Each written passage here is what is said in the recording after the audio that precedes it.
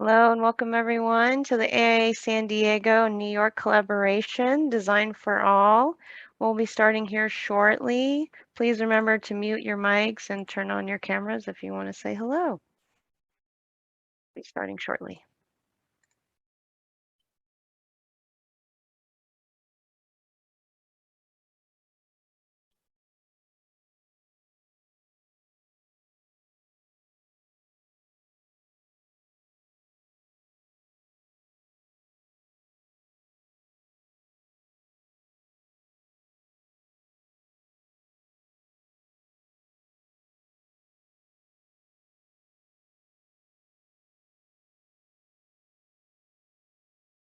Welcome everyone to the AIA San Diego, AIA New York collaborative event, Design for All. We'll be starting here in just about a minute. Please remember to mute your mics and turn on your cameras if you want to say hello.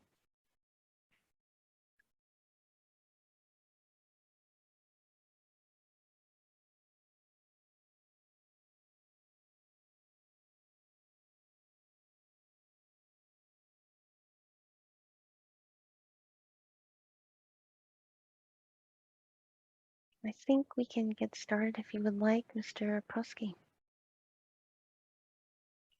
Great.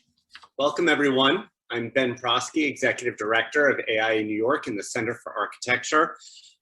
Thrilled to be here with our friends and colleagues from San Diego. If you're not familiar with us in New York, we have a center on LaGuardia Place, right in Greenwich Village, near Washington Square Park.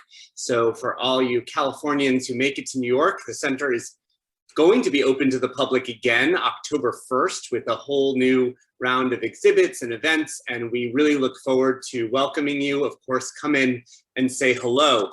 I'm thrilled that we're doing this, and I really want to thank Jamie Intervallo, who reached out with this great idea to feature somebody who is near and dear to our hearts in New York, Joel Sanders. And I definitely want to thank my colleague and collaborator, Lee Eisen, who is head of AIA San Diego, for this inter-chapter collaboration, a first of its kind. And I just want to say you're gonna get an in-depth intro to Joel, but Joel is such a valued member of our community. He's a talented designer, he's a celebrated academic, but he's really a fearless advocate, and he pushes the AIA and our broader design community to really think more creatively about inclusion and how design plays a role. And I'm just so grateful that others are getting a chance to hear about his work and get to know all that he does. So I'm thrilled about this collaboration, and Lee, I'll pass it over to you in San Diego. Hey, thanks, Ben. Good afternoon, everyone. I'm Lee Eisen. I'm the EVP of AIA San Diego. We're really thrilled to bring you today's program. It's a testament to our renewed and augmented commitment to equity, diversity, inclusion, and justice, both here at AIA San Diego and with AIA National. 2021 for us marks the first year that we nominated a board member dedicated exclusively to equity, diversity, and inclusion. So in alignment with AIA National, we've worked to elevate social justice issues through intellectual conversations like today's, and by providing a platform to empower and share ideas from minority communities. Just to give you a little bit of background where we've been this year, we launched a diversity in architecture scholarship program, a month-long Black History Month social media campaign, which culminated in a walk along Martin Luther King Promenade in San Diego, an equity in housing panel program highlighting the history of the Fair Housing Act, a month-long celebration of Women's History Month, culminating in virtual workshops on the pay gap and a spotlight on LPA CEO Wendy Rogers. And then for Asian American and Pacific Islander Heritage Month, we launched a robust social media campaign featuring the stories of 20 architects in 20 days. We also celebrated Pride Month by highlighting 5 San Diego buildings that are significant to historic architecture and the LGBTQ plus community. And then next month, we're celebrating Latin Heritage Month with a special panel presentation called Celebrando Latinx. And we're offering that in person at Balboa Park here in sunny San Diego, and also via Zoom in English and in Espanol. We can share the link in the chat for you, and you can always get more details at aiasandiego.org. And all of these programs were conceived of and made possible by my amazing colleague, Jamie Intervallo, AIA, who somehow manages to be a talented architect at the award-winning firm LPA while also serving up all these meaningful programs. So take it away, Jamie. Oh my goodness, thank you. You're going to make me blush. Thank you guys so much for having us, and thank you Joel and Ben and for this amazing collaboration. We're so glad everyone can join us today. Really, we were excited to hear. I'm not sure if everyone has heard about it, the new code change to the IBC to allow greater availability of gender neutral bathroom designs in a multi-stall format. We believe it's a real game changer to reducing barriers for more than just accessible folks, which we're going to talk about today. And so to better help understand the context of how this could greatly impact good design, building design, we're so pleased to have Joel Sanders, FAIA, here from New York to share his work in his inclusive bathroom design consultancy at JSA MIXdesign. Not only is he principal of JSA, but he's also professor at Yale School of Architecture. And his design consultancy has created this award-winning inclusive restroom project called Stalled. He'll tell you more about it today, but their project highlights a need to create safe, sustainable, and inclusive bathrooms that are regardless of age, race, gender, religion, or disability. So their work has received quite a bit of notoriety and are seen as a pioneer in exploring new design concepts and pushing boundaries for design. So we're so pleased to hear more about his project today. And in precursor to that, and in alignment with that, we asked our local partners here, Delco and Sloan Sales, what their thoughts are on these new code changes. So they'll share their thoughts here in this little video piece that we'll play. The American Institute of Architects, as part of a global community, champions a culture of equity, diversity, and inclusion within the profession of architecture to create a better environment for all. With the advent of the upcoming code changes to the International Building Code to allow multi-stall gender-neutral bathroom design, citizen architects and activists such as Joel Sanders, FAIA, have stepped forward to provide new innovation solutions. His inclusive design consultancy, MIXdesign, has had fame in their award-winning inclusive restroom project called Stalled. We asked our partners Sloan and Delco Sales how their firms are reacting to this new design challenge, because it is AIA's mission to continue supporting an equitable, inclusive environment for all. Hi, my name is Gina Wilkins, and I'm the Strategic Account Manager with Sloan Valve Company, a leading commercial restroom manufacturer of water-conserving and innovative products. Hello, my name is Renee Hampton. I am the Director of Design for Delco Sales. We are a manufacturer's rep in the commercial plumbing industry.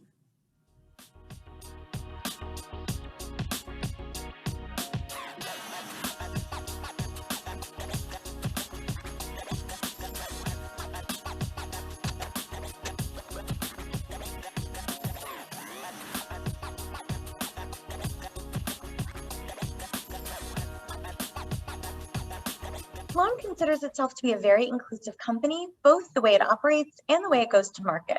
Sloan is an active participant in both our industry and in our communities, so that we can be at the forefront in helping to drive these changes in the design of the public restroom, which can meet all of these various needs. And for Delco, it's important that we continue to represent not only our values, but Sloan's when it comes to the changes we are currently seeing within design. Our communities, those who live and work within them, are a big part of what we do in and day out. And being able to provide products that help move change forward is exciting and something we really want to be a part of.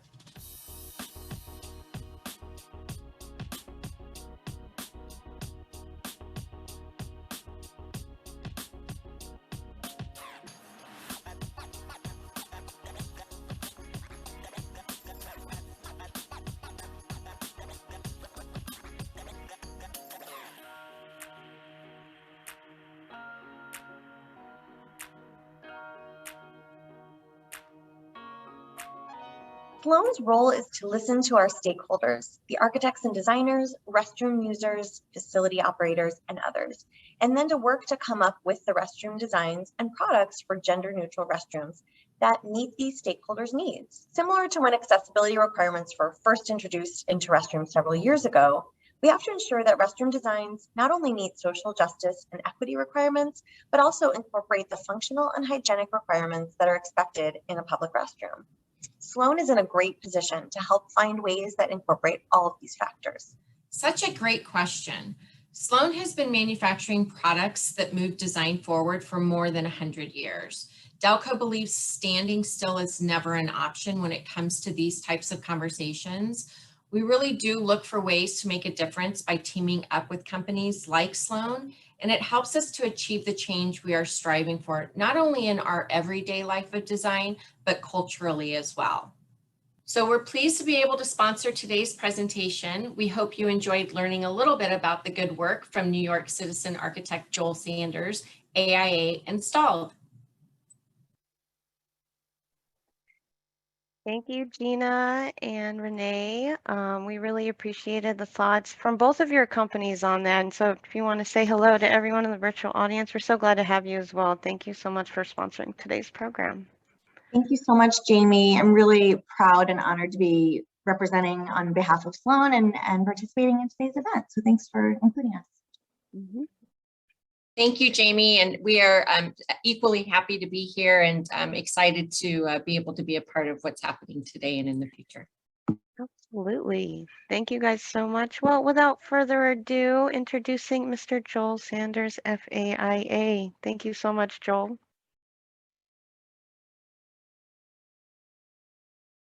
Hold on, let me unmute and thank you very much. So first, let me share screens, okay? And let's see if this works. Hold on. Let's see. Okay. So is that, so you're not seeing my text, correct, folks? You're just seeing Not yet. Is that right? Yeah, not yet. You're not seeing anything? Mm-mm. Let me try again. Okay, let's do that again. Sorry. No worries. Share screen. There you go. Okay, let's see.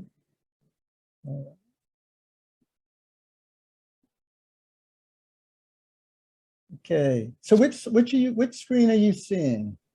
I think we're seeing the other screen. Yeah. With the one with my notes or without my notes? With your notes. Oh, so let me do it. Sorry, one more time. No worries. Sorry about that. Okay.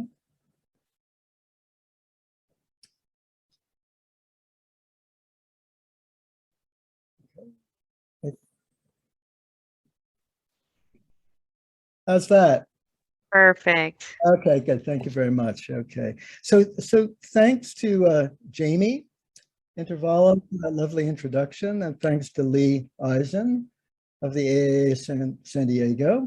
And it's always great to be in the same room or virtual room as Ben Prosky, a dear friend and colleague from the Center of Architecture in New York, where I've been honored to participate in many different kinds of events and functions.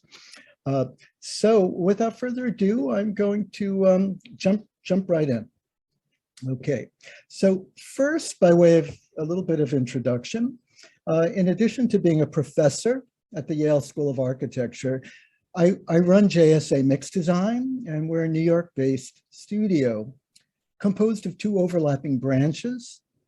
JSA is a full-service architectural studio, and we specialize in doing work principally at campuses and universities, art museums, as well as residential commissions, including a few that we've worked on in California. And in 2018, we established a new branch of JSA called MIXdesign, and we're a think tank and a design consultancy dedicated to considering the needs of a broad segment of the population that the discipline of design and architecture has traditionally overlooked. And we refer to them as non-compliant bodies, a little play on code compliance. And what we mean, people of different ages, genders, races, and abilities that tend to fall out of the cultural mainstream and out of the purview of architects. So first, let me tell you a little bit about our mission. We argue, and others colleagues do, and here I'm generalizing, that since antiquity, since Vitruvius, architects have designed buildings based on studying and even measuring the characteristic of two kinds of bodies: the kind of classical body, in other words, the ideal body, classical, Renaissance, and even 18th century theorists from Vitruvius to Durand studied again the ideal body, that this was an ideal that one could never achieve but would strive to approximate.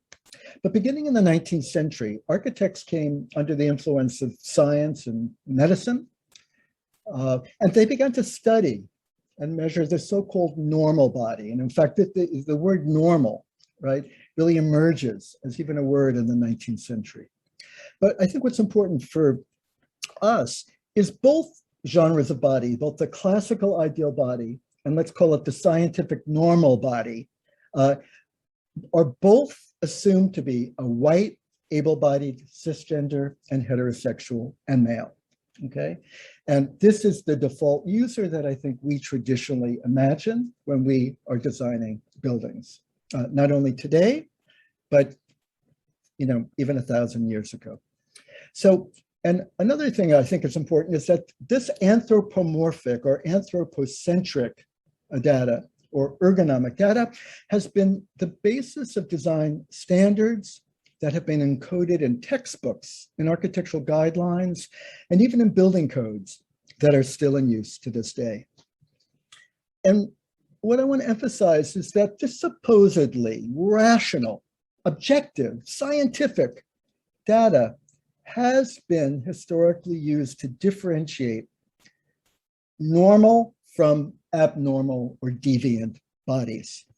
And at different moments in history, including our own, it's been used to justify discriminatory policies determining who has access to and who is excluded from public space.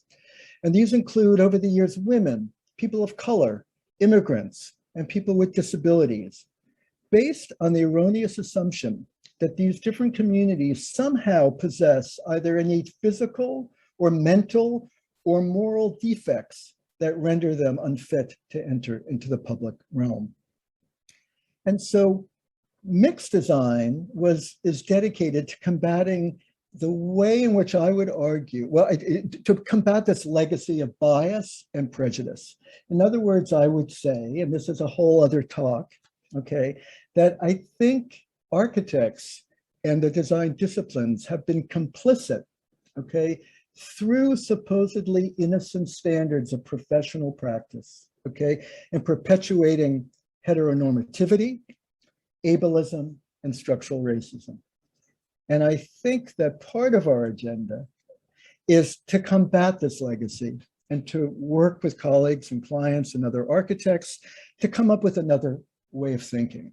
And so what we're doing at MIX is we're trying to create a new inclusive design approach in the form of toolkits, recommendations, and prototypes for making everyday building types, from workplaces to campuses, from residences to museums, to make them safe and accessible for a wide spectrum of people with different identities and embodiments.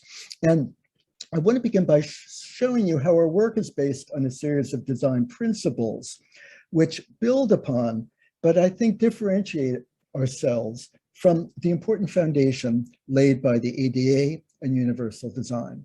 And the first is illustrated in this diagram. That is intersectionality. Rather than focus on people with sensory, rather than focus, the doorbell is getting me a little, I don't have to admit people, right, when the doorbell rings? Oh, right? no, we'll take care of you. Okay, Please good. feel free. Okay, so back to this diagram.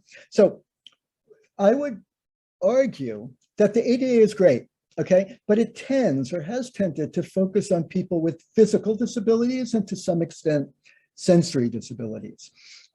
We try to cast a larger net and think about the overlapping needs of a variety of populations whose needs overlap and are illustrated here. That is, people with different gender expressions, right? From women, trans, and non-binary folk. We like to think about disability and think about, again, not only mobility challenges, sensory, deaf, low vision, but increasingly about people on the autism spectrum. And finally, to think about culture, the way in which people of different races, ethnic backgrounds, and religions have because of different practices, might have different spatial needs. Okay. In addition to being intersectional, we've developed this two-step, or really three-step, inclusive design methodology. And it's represented in this diagram. And it's designed to foster sharing among individuals, families, friends, cohorts, and caregivers, while also providing options for people with unique functional or privacy needs. And so what we do first is we analyze the needs of a diverse list of end users. So the slide up here, I'm going to be talking about bathrooms, as has been pointed out. So we begin to work with the client. We say, who are your end users? And we look at the needs of people by category, age, gender, disability. But we think about the interrelationship between three terms: people conducting activities, like in this case, the bathroom, grooming, washing, caregiving, eliminating. And so what we do is we begin to identify what are their challenges, what are their needs, what are their unmet needs. Then we do a kind of comparative analysis where we look at the overlapping, shared, but also conflicting needs of these different end user groups. And out of this analysis, we come up with a matrix of shared design strategies that, again, guide material and finished choices, ideas about wayfinding, lighting, and even the specification of furniture and fixtures. And so our goal, our mantra, is to enable the maximum number of differently embodied and identified people to interact in different spaces, like restrooms, for example. However, I need to point this out, that we recognize that there are different ways of being different, and that many people can't share the same space. So what we do is try to create the maximum of places for sharing, while at the same time recognizing that certain end user groups, and I'll talk about them, do require very unique privacy or functional solutions. And another key component of our design approach is engagement. Okay, we, and like other of our colleagues, believe that inclusive design depends on the active participation of users. And so we work with clients, stakeholders, and end users, organizing a series of different engagement practices. We conduct surveys and focus groups, as well as interviews and workshops designed to to let the people who are going to use this space express themselves and share with us meaningful feedback that we then use to hopefully, if we do our work well, work with our clients and the end users to design innovative design concepts that are there to empower users. Okay, so that was a little bit of our kind of background of who we are and our mission. Now I want to turn to part two of the talk, focusing on how we've tried to put some of these high-level principles at work in different initiatives that we're conducting at MIXdesign, and one of them is Stalled, this project for inclusive restrooms. And Stalled was founded in 2015 in response to American controversies about transgender access to public restrooms. And I'm sure most of you here are familiar with these controversies, but basically in a nutshell, in 2016, the Obama administration issued Title IX guidelines clarifying that schools and public buildings must allow students to use the sex-segregated facility, the bathroom, that corresponded with their gender identity or their expression. Okay, this mandate was received by an incredible backlash, and there were many, many bills, most famously North Carolina's House 2 bathroom bill. Okay, one of many that where states pushed back and said, no way, okay, we're going to instead only allow people to use the restroom that is that corresponds to the gender that they were identified with at birth. Okay. And by the way, without getting into the politics, this controversy was meant to be resolved in the Supreme Court. One of our team members,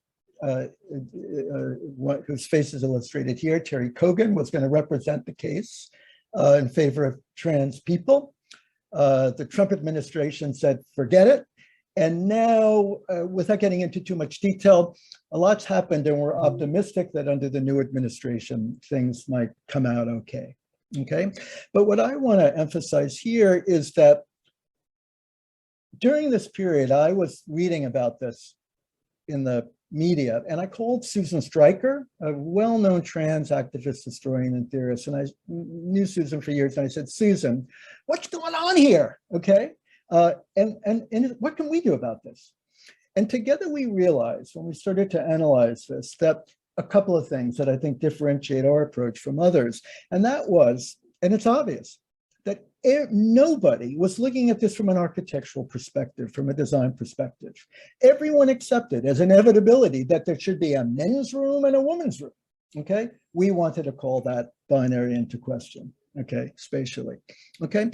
And second, and this is very, very important to our work, rather than consider restrooms, as people tend to do, as a functional or technical issue, we assembled this transdisciplinary team with people representing law, design, history, accessibility, public health, to look at this complex issue from a cultural, political, and even from a historical dimension. And I just would like to kind of say this, that while I'm focusing on restrooms, and in the gracious introduction, you two are interested in restrooms, many of you are.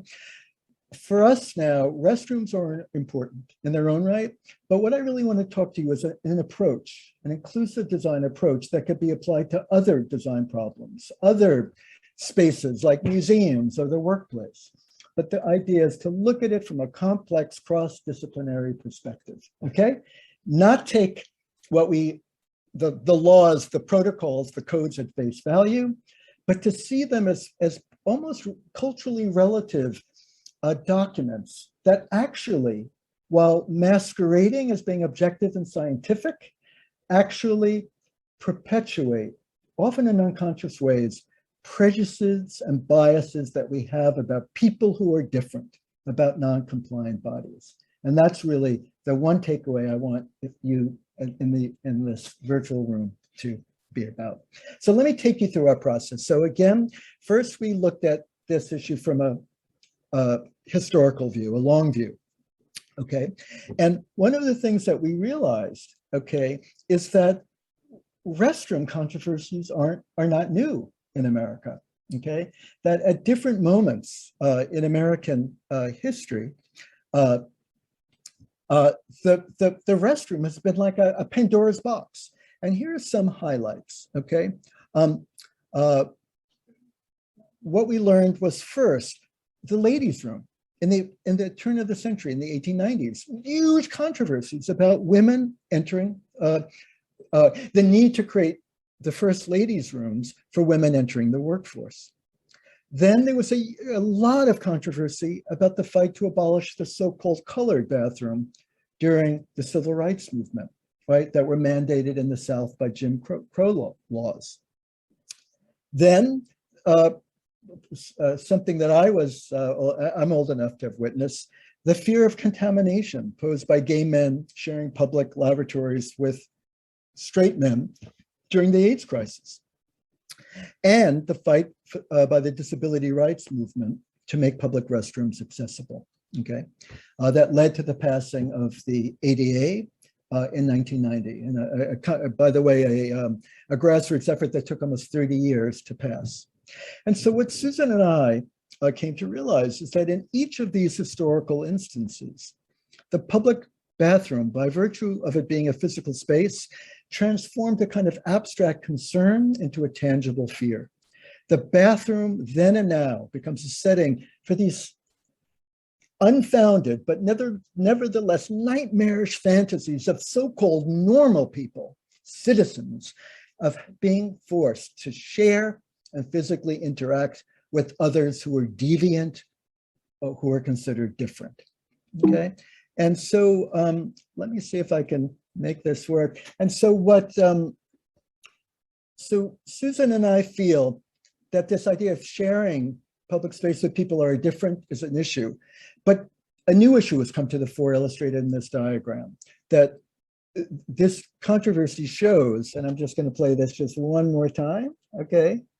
Okay, that it calls into the question the gender binary, the idea that there are two sexes, male and female, and it demonstrates the idea that there are many ways of expressing one's gender independent from biological sex that don't conform to the binary of sex-segregated restrooms. Great.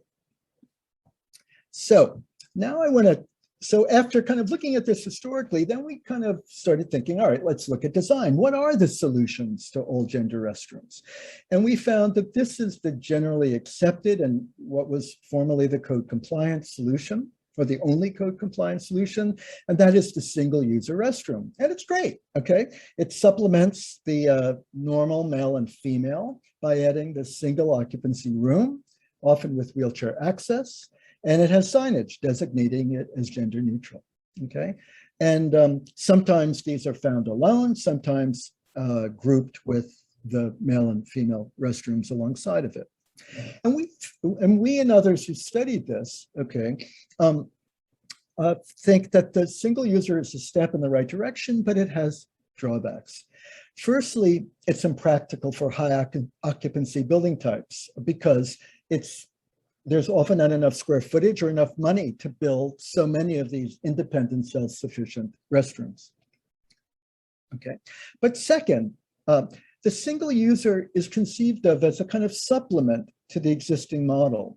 And in this case, I think it exemplifies the prevailing separate but equal approach, which in many ways is characteristic of many accessibility codes and standards.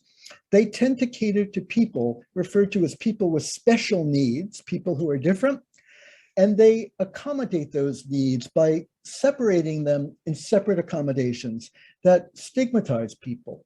In this case, not only trans and non-binary people, but even people with disabilities. In other words, what we believe is that the single user reinforces this notion of normal and abnormal, okay, and prevents people from mixing together in public space. And so instead, we favor the multi-user facility. And in 2017, we began a collaboration with Gallaudet University. We actually got this commission. Gallaudet, many of you know, is a school for the deaf established by Abraham Lincoln, and it's in Washington, D.C. And so what we needed to do was a very typical problem many of you in this room might have encountered, the kind of retrofit of two back-to-back standard sex-segregated men's and women's room and an adjacent janitor's closet, which the idea was turn that into the single user facility, okay? And so out of this came this prototype for thinking about it in a different way. And so I want to show you this animation which sort of illustrates our approach. Okay, great. So first, can you all hear me, by the way? Yeah, okay. So first we begin by removing the wall that divides the men's and women's rooms. We eliminate the corridor wall, treating the bathroom as a porous extension of the corridor. We introduce 3 scales of private stalls, okay? And these caregiving rooms with 3 fixtures for privacy. Then we have communal grooming and washing stations. And then the added space that we've recaptured from eliminating the corridor wall allows us to treat the corridor as a kind of social condenser, as often a lounge in this case. And again, we think this is better for a number of reasons. Non-binary people don't have to choose between 2 categories of rooms that don't align with their gender. We think it's safer because there are more eyes to monitor the street, more users, okay, of all the fixtures. And finally, this idea of really transforming a boring corridor into potentially a social condenser, an animated space. And one of the things that we soon realized in our work is that coming up with alternative design prototypes is not enough.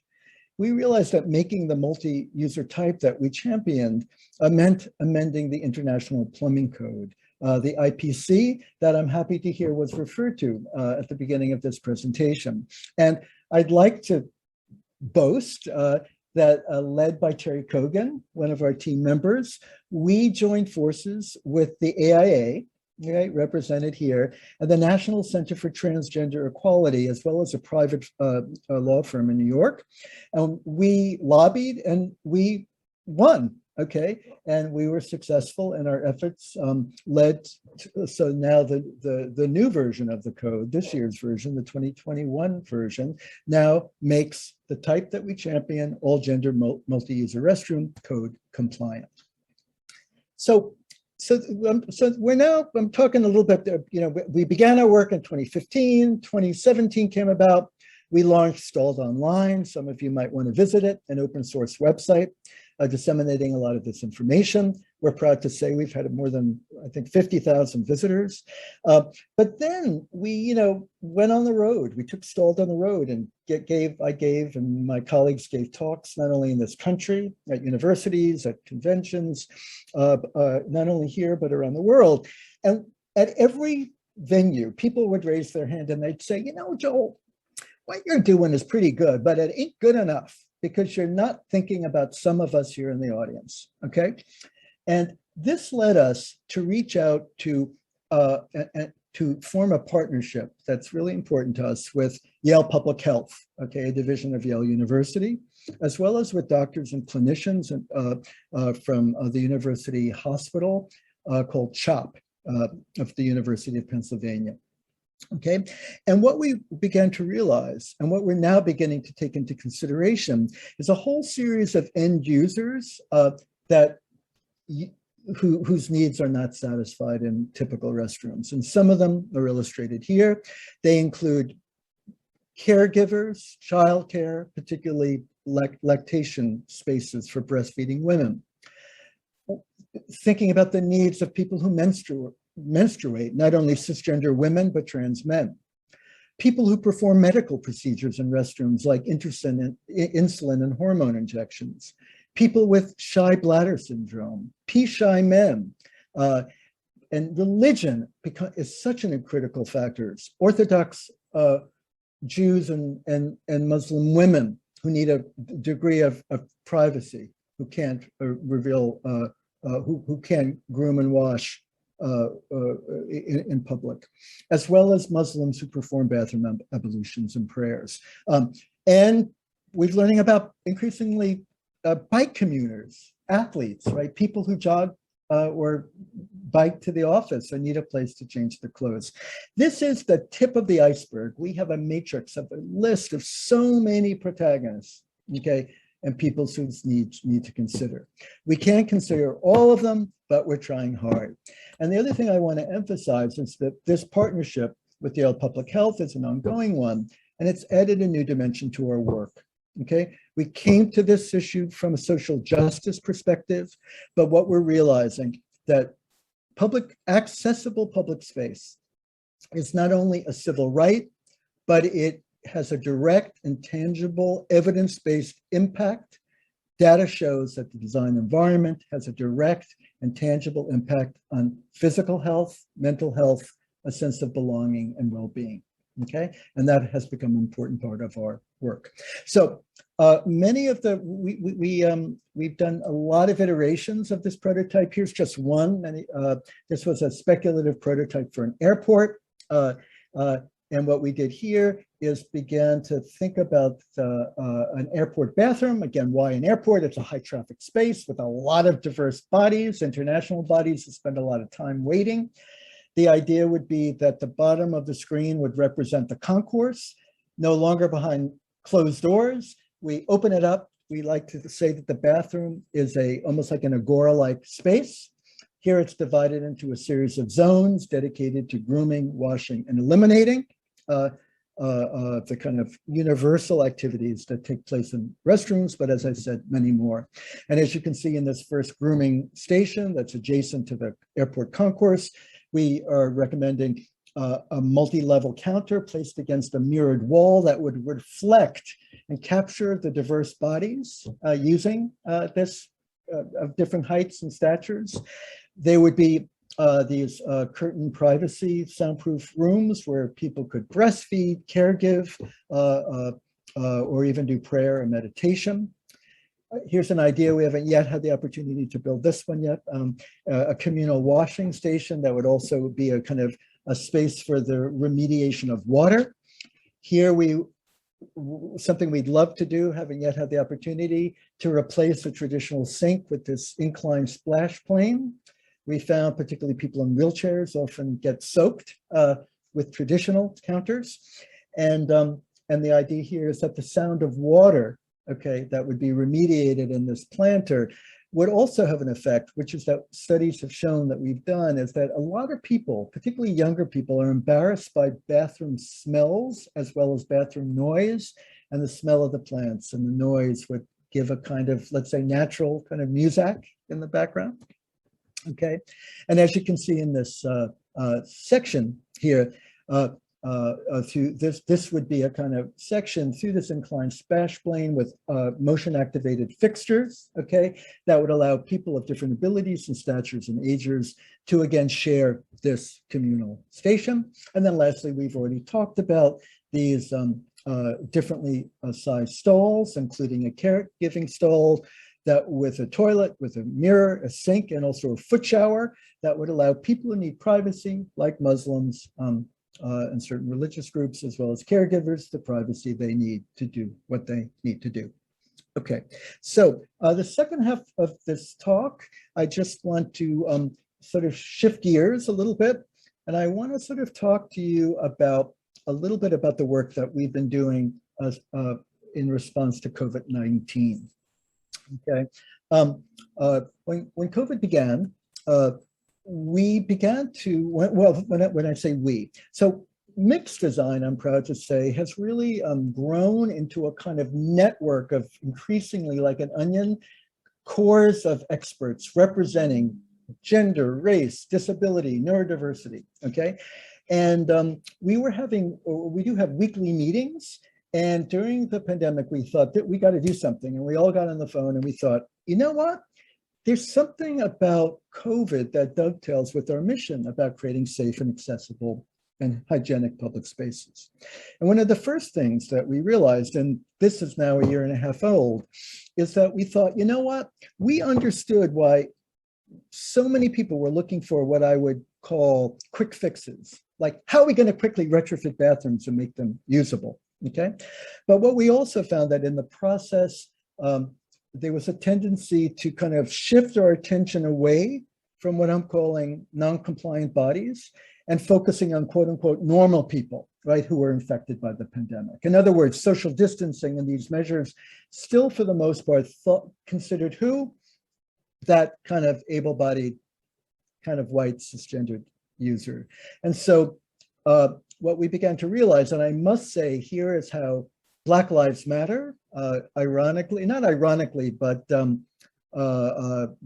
let's say by circumstance, that the pandemic coinciding with Black Lives Matter, I think changed the national conversation, and I think reinforced a point that many of us, including we at MIXdesign, have been making, that we need to think and make sure we don't repeat past historical mistakes. I alluded to them before, to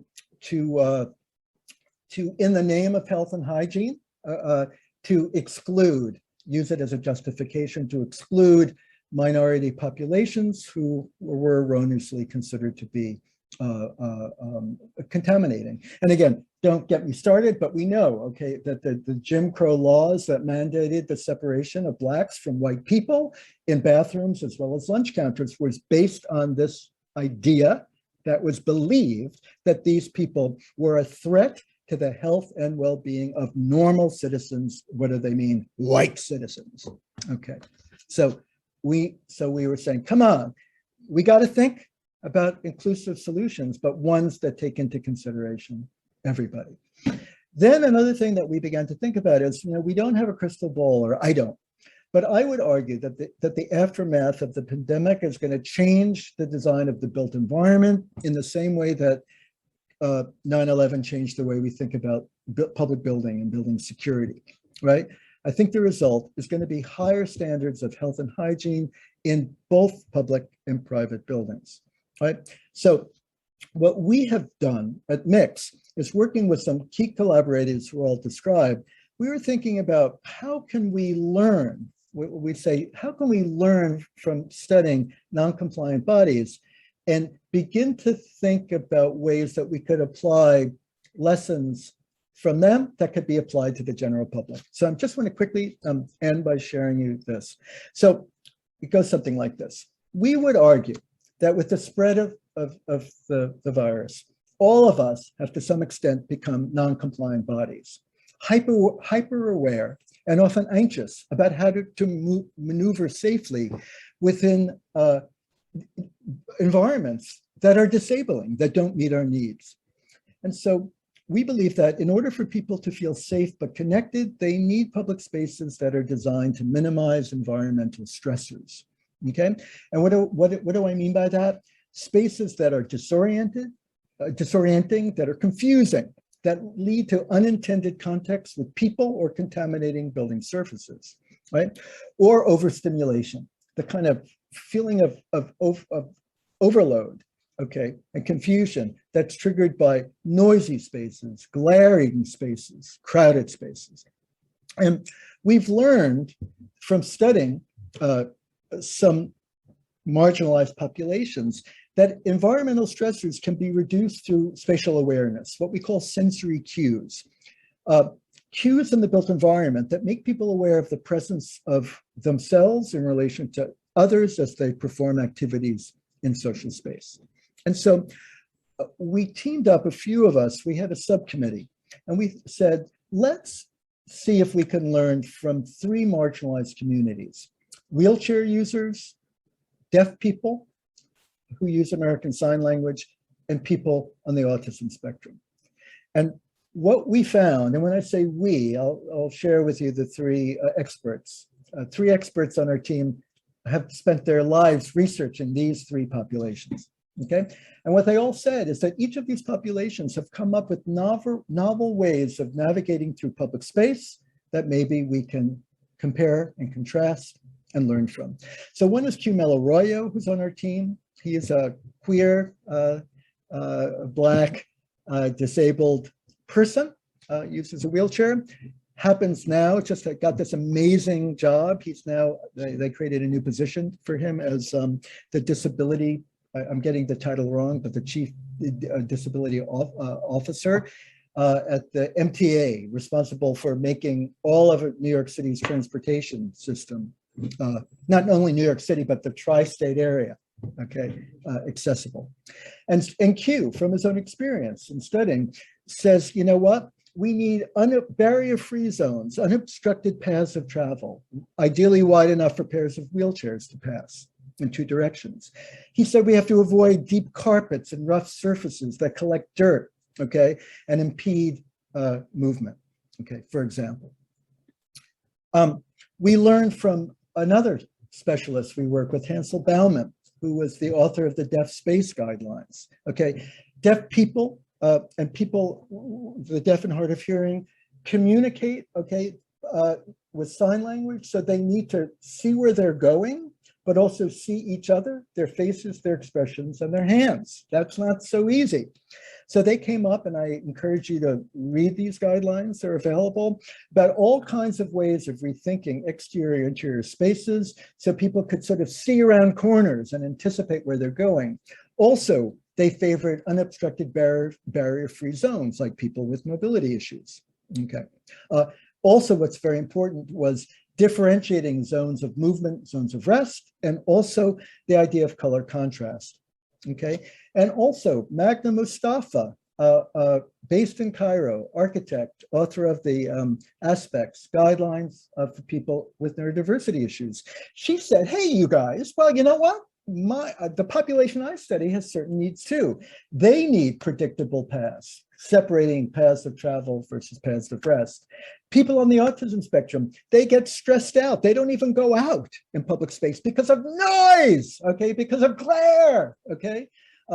And so isn't that interesting? We found that all of these very different, seemingly different populations need certain kinds of predictable public spaces with certain kinds of acoustic and lighting properties. So what we did this study, comparative analysis, and we've come up with what we call multisensory wayfinding, okay? And it's kind of illustrated in this prototype for an entry sequence. This is a project we're working on. It was a study that we did for a project we're doing at Princeton University for a new ground-up residential college. But what is depicted here is an entry sequence that takes you from outside to inside, and immediately in front of you is an expanded version of the stalled restroom, stall 2.0, a kind of wellness hub. But let me go back. So what is multisensory wayfinding? It is, it augments conventional signage, and it uses color, materials, lighting, and acoustics to differentiate two kinds of legible activity zones. What we call, and indicated in white here, are barrier-free circulation zones, as opposed to the blue zones in different intensities, which are microclimates, okay, which are activity spaces, okay, where people congregate, okay? So, so let me just very quickly take you through these drawings, okay? So this is a section and a plan through the entry, okay? And the idea here is that the vestibule would be for sanitizing. There'd be hand sanitizing stations, but what's also important is a place for people not only to clean up, but to kind of calibrate their transition from outside to inside, to prepare them from stepping number 2, and then this sort of cross-axis of the barrier-free zone indicated on the right. Okay, then this is another parallel section. This is now taken to the lobby of this kind of study lounge space. And again, you can see it's divided into alternating white zones, barrier-free zones, okay, versus the blue, more immersive places of rest, okay? And so what we try to do here, moving from left to right, we divided this lounge into these zones. So to the left, as you can see, is a calm zone. It features semi-enclosed nooks for small group conversation with adjustable low-level lighting that reduces unwanted stimulation. For who? For those on the autism spectrum, but also for those deaf signers who, again, like high-back seating and color contrast, again, to facilitate body language and eye contact, okay? So again, solving the needs of some of these user groups. Here, you know, we are also now working with the Engineers Bureau Happold and beginning to look at the intersection of sustainability, building performance, comfort, health, and well-being with the needs of marginalized populations. So for example, it seems obvious, you all know, a south-facing overhang, right, to create shelter and to make sure this glass doesn't get overheated. Okay, and you know, take up too much energy. But what we're also trying to do is make sure with these reverberant sound absorbing cones with adjustable lighting, that this microclimate adjacent to the glass is not only has the right climate, but the right acoustical and lighting properties that allow everyone to comfortably engage in quiet conversation in public space, including, again, people on the autism spectrum. Okay, so just to give you a kind of idea of some of these ideas, and even ideas to the right illustrated here. We've also learned from studying, again, some deaf communities and blind and low vision communities, furniture that that could go between places to sit for people of different heights and statures, that could also form as tables that, again, could allow groups of people to create their own microclimates and have body language and sign language together. Okay, so just to this last concluding slide. Okay, so I've been focusing on bathrooms today, but I think what's important for all of us, okay, is this idea of design activism, okay, that we all need, you, me, everyone in this room, we need to work with progressive clients. We need to form, I would argue, cross-disciplinary collaborations. We cannot do this alone. That model, right, of Howard Rourke, right, or Frank Lloyd Wright, or Le Corbusier, I can save the world alone through design. It ain't gonna work. We know that, okay? But that was the ethos that I grew up. I'm an old man, and that's what I was taught when I was in architecture school, okay? That model is broke, okay? And what we need instead is a new model that's about interdisciplinary collaboration, forming alliances so we can work together to come up with environmental and inclusive design solutions that really meet the needs of everybody, including those marginalized populations, non-compliant bodies who've been left out of the conversation. Okay, so thank you very much. I hope I didn't take up too much time, and let's use the rest of the time for questions. Okay, so let me stop sharing. Great. The only one here is just, that was just a wonderful presentation. Thank you so much. Oh, thanks for the compliment. Great, thanks. Yeah, really, virtual claps. So I'll open it up to the audience now while we have Mr. Joel here for questions. If no one wants to start, I know I have one for myself, if no one minds. So I really love the research-based design approach, Joel, and your focus on interdisciplinary review of everything.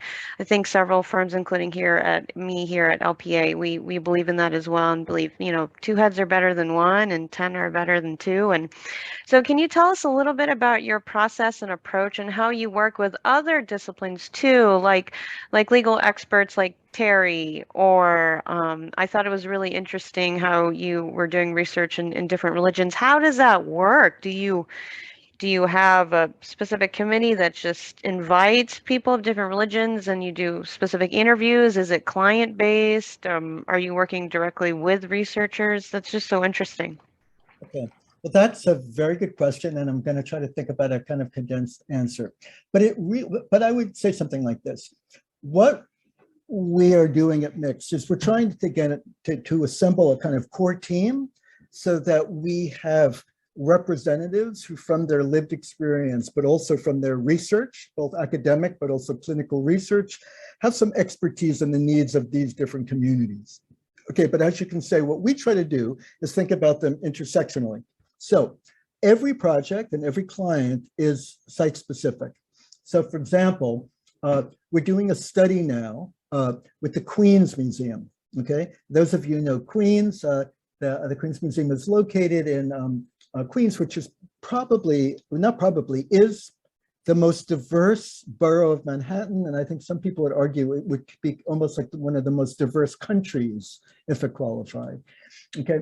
And what we learned, we've been working with them for 2 years, that their building, which was renovated not that long ago, and it's quite beautiful, does not meet the needs of their diverse populations, okay? So the first thing that we did was engagement. And so what our study includes, it's 2 years, we teamed up not only with the stakeholders of the museum, but with a group called Queens Community House, a settlement house. And so the first thing was engagement, recruitment, to get those bodies in the room, okay? And what we've done, and we're just finishing up the first year, is we had surveys and focus groups and interviews with people who were all paid, by the way, which is really important, okay? Representing a sample of the Queens community, not only people with disabilities, but people, bilingual people, non-English speakers, South Asians, Indians, Blacks, so forth and so on. So in answer to your question, the first thing we want to do is say, who is your demographic, okay? Who are their needs? So once we establish that, then we begin to do an analysis of all the activities and the spaces that are already conducted, okay? Identify what are the problem areas, and then develop high-level goals, principles, and objectives, and then come up with a series of design suggestions, recommendations, and even prototypes that could be executed. So that's what we're doing with Queens. And one more example. Mhm. would be we're working right now with Carnegie Mellon, okay, architect CBJ. Mhm.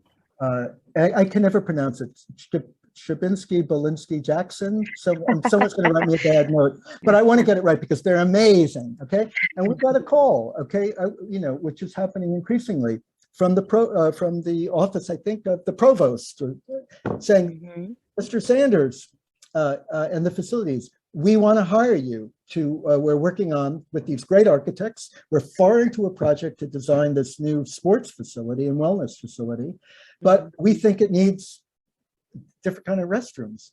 So what we did was we teamed up with them. We were actually design architects, and we worked with them, closely collaborating with them, not to mess up their schedule, okay, but to, again, convene the right people in the room, right, that were both university stakeholders, facilities, but also end users, again, thought about what are those needs particular to that demographic, coming up with the program in the same process. Okay, so does that make sense? So, Yeah. okay. And then No, it does. yeah, and then I think the issue is like I'm just a curator. Okay, Right. I just all I do is just get the right people in the room. Mhm. Okay, and then make sure that they're that they're right people working on the job that reflect the demographic and the challenges of that particular group. Does Well, that I make love, yeah, no, it does. And I love that you say that, but it's always about communication, right? But there's a different level of engagement that you're talking about and a different level of interaction that you are fostering. And I think we as design professionals feel the same, right? We're never that one specific piece in the orchestra, but we're likely more like the conductor, making sure everyone sees everyone else and everyone's moving in the same direction. So thank you. It was a good thought. It was a good look into how you guys are able to get all of these amazing things done, obviously. Okay, So, well, first of all, you're being very complimentary, but it is an uphill process. oh yeah. And maybe this is something you're alluding to, that this is all rather new. So Yeah. clients are coming to us a little bit like deer in the headlights, like, what is this, right? But second of all, this all takes more time, right? And, it's time, schedule, and money. So it's not easy. Okay. Also, Certainly. let's face it, when you get a lot of people in the room, they're going to complain. And that's, the client is opening themselves up, and so is the architect, for a lot of trouble. So I just want to say this isn't easy. Okay. And I think that, this is a professional audience, I imagine, and, it's a balancing act. How to do this work without messing up schedule, time, budget, so forth. Oh my God, that's a whole nother presentation. You have the right group of people in the room that would talk your ear off. We also did get another question from the audience. And so she says, as an architect who has had many of these groups in my family, I'm super excited that you have developed a research-based division in your firm. When you have a personal experience trying to navigate life with some of these physical challenges, how do I use a bathroom when I'm caring for a person of another gender? Are you hiring? Just kidding. So. Well, I mean, first of all, thank you for the kind words. And the response to that is what we call the caregiving room. Okay. The idea is to have a room, it's larger, okay, accommodates, 2 to 3 people. And again, gives you privacy as well as, toilets, mirrors, sinks, baby changing tables. We like to encourage foot showers to allow this, people of different genders as well as people of different faiths and religions to caregive in privacy. Absolutely. Actually, I see Gina and Renee shaking their heads there, and I couldn't help but notice in several of your imagery and renderings, those are Sloan fixtures. And Oh, there you go. Yeah. Oh, I have to say one more thing though. In answer to this person's question, we are actually hiring. We're looking. Oh, okay. Actually, we're looking for someone, and we have an ad out. Someone who's interested in inclusive design, okay, and is interested in being on both sides of the table, principally an architect, but someone who would also be interested to be part of the engagement process to translate these recommendations into design and institutional projects with 3 to 4 years experience. Okay. Okay. Wow. Thank you. Send resumes in. All the Californians are like, oh, I can move to New York. Okay. Well, with that said, is there any other questions from the virtual audience? I know that was so much to digest, and I feel like it was so educational as well. If not, I will just say my greatest thank you so much to Mr. Joel Sanders, you and your whole firm, Gina and Renee for, helping sponsor this presentation today. And of course, Lee and Ben, both chapter EVPs for letting us do this. Any closing statements from you, Joel or Lee or? No, thanks for this opportunity.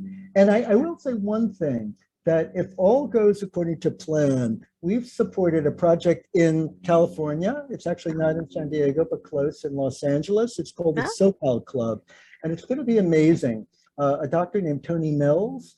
It's going to be a clinic in South LA that's going to cater to the needs of the younger Black community, LGBTQ community, many of who traditionally have not had access to health care. So it's going to be a new facility that combines a social club, job training. There'll be special events, dances, education, and also a clinic in the back. Okay. Oh, that's so interesting. And it's going to have in the centerpiece is a stall type restroom. So we were part of that project, and we're so proud of that opening. We think it's going to be a game changer, and be on the lookout. Wow. For it. Yeah. Oh my gosh, that sounds like a follow-up that we all want to hear about. So hopefully you'll have us back here virtually and maybe come visit us in California, Sunnyside, Actually, California. not virtually, actually, yes. Great. Okay. Well, with that, thank you. Thank you to everyone so much. Thank you to all for participating. We hope you enjoyed today's program. Thank you so much. Okay, bye. Have a good Thank day. you, Joel. Thanks, Thank you, everyone. everyone. Thank you.